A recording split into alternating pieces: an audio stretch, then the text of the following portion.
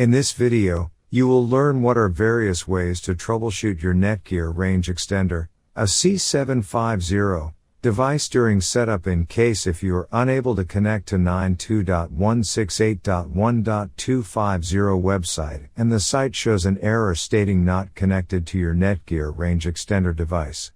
Or extender connected but no internet connection. Here are some tips. The first thing that you can do is try rebooting your Netgear range extender and your router. If this does not solve the problem, then try factory resetting your Netgear range extender, AC750. Third thing that you can do is try using a different web browser. Try clearing the history and cache of your browser. Make sure that you have an active internet connection. Make sure you are using the latest firmware update on your extender.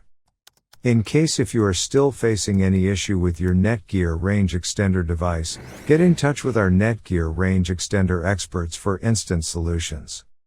Thanks for watching our video, and do not forget to like, share and comment on the video, so that you never miss any video from our channel.